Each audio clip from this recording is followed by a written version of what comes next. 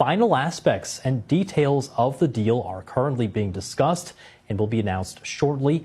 In addition to many other elements of the agreement, the Strait of Hormuz will be opened.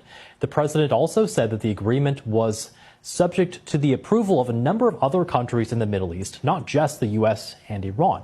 Significantly, Iran's Fars news agency has been reporting that the Strait of Hormuz would remain under Iran's management. That's contrary to President Trump's announcement.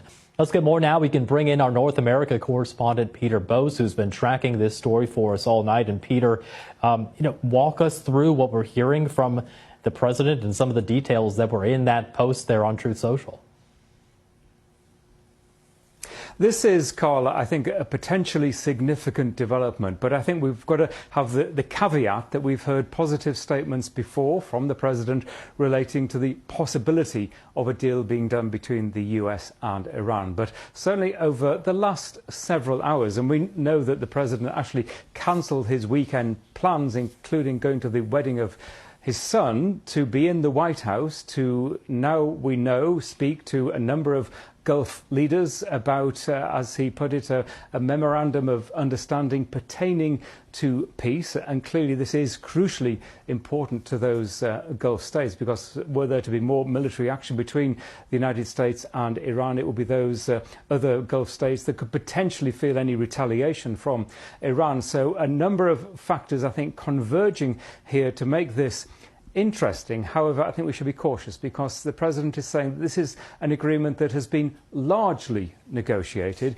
and is still subject to an agreement between the US and Iran. And crucially, he doesn't, in his quite long Truth Social post, he doesn't mention nuclear weapons. We know that the nuclear issue has been at the heart of President Trump's demand that Iran never get nuclear weapons. And this issue of the Strait of Hormuz, which the president says this agreement would mean the strait, this crucial waterway, reopening. Since the post of the president, we've heard from state media in Iran suggesting that they believe the strait would continue to be under Iranian management. Our North America correspondent, Peter Bose, there for us. Peter, thank you very much. So those are the details that we're getting from President Trump's Truth Social account. But in terms of any direct comments from the Trump administration, what we heard from the U.S. Secretary of State Marco Rubio most recently was actually in India earlier. He was commenting on the situation, whether or not it would be solved one way or another. Take a listen. Iran can never have a nuclear weapon. The straits need to be open without tolls. They need to turn over their enriched uranium. They need to turn over their highly enriched uranium. We need to address that issue. We need to address the issue of enrichment. These are the president's points consistently. And his preference is always to deal with it in a diplomatic way. The president's preference is always to solve problems such as these through a negotiated diplomatic solution. That's what we're working on right now. But this problem will be solved, as the president's made clear one way or the other.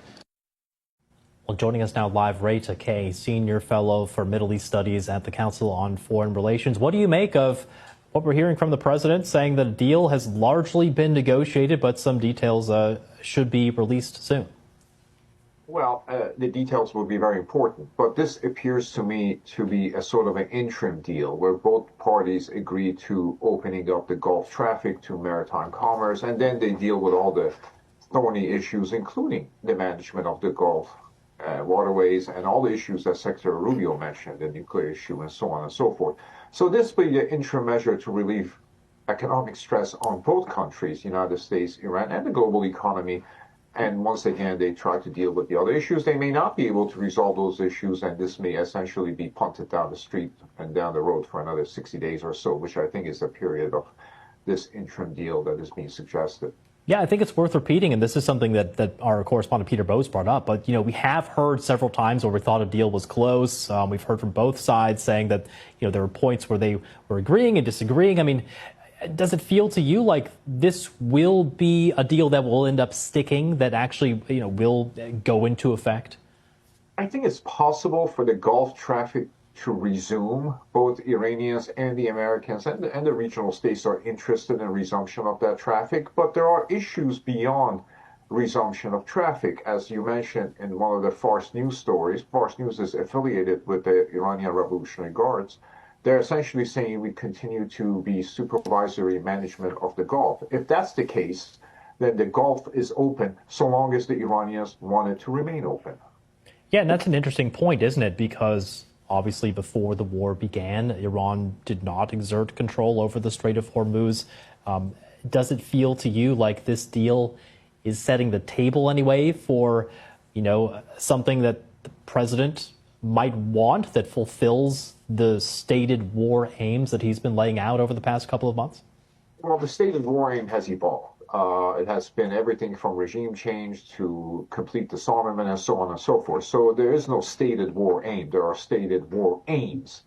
And the most recently, of course, is the one that's taxing the global economy, namely cessation of maritime traffic through the Gulf. And that's what they seem to be concerned about the most at this juncture. Looking at this statement from President Trump, there were several names of leaders mentioned in here from several different countries, talking about Saudi Arabia, United Arab Emirates, Qatar, Pakistan, Turkey, Egypt, Bahrain. He said he spoke with Israel's prime minister. What do you make of just this long list of countries that seem to be involved in this agreement? Well, that's not unusual for countries in the region to be appraised of what is happening in this bilateral negotiations. I suspect most of those Arab countries will sign off to it. I think it'll be more difficult for Israelis to accept it. They will have to accept it, namely because it essentially, from their perspective, removes the conflict, and essentially all other issues, which are very thorny and detailed, will remain unresolved and linger on. So I'm not quite sure if this will set well in Tel Aviv as we speak. Well, what about Iran? How do you think Tehran views things here? How much ground maybe does it feel like it's been giving? We got the hint from several of Iran's leaders that they felt like they had some leverage when it came to a deal. They certainly have proven that through resilience and survival, they can essentially inject their perspective in these negotiations. They're not acting as supplicants. They're not acting as a defeated power. They're not acting as a country that is in war with a superpower and all the imbalances of strength.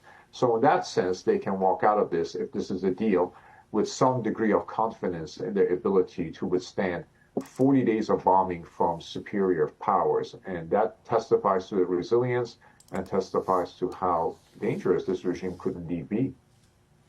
Ray Takeyh, Senior Fellow for Middle East Studies at the Council on Foreign Relations. Always great to have you on the program. Thank you. Thank you very much. All right. Well, on that story as well, President Trump says he had a separate call with Israel's Prime Minister Benjamin Netanyahu, which he said went very well. Our correspondent Emer Nader is in Jerusalem. He says that Israel has felt on the sidelines of this broader peace process.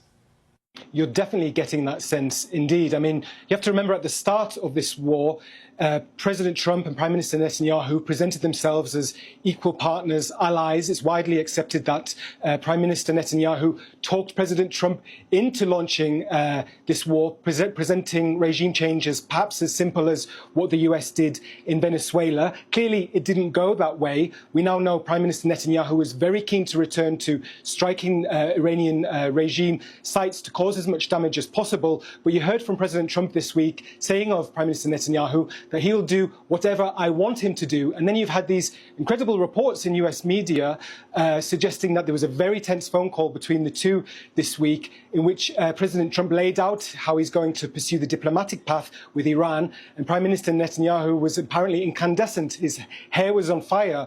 And today in the New York Times, we've read that Israel is apparently so sidelined, so cut out of the information loop about what's going on, that they're having to turn to their intelligence assets in Iran and friendly leaders in the region for updates. So the image we're getting from the outside is of President Trump cutting out the belligerent Netanyahu. But then again, of course, this could all change if the ceasefire talks do break down and there is a return to fighting, and we could see the two becoming united once again.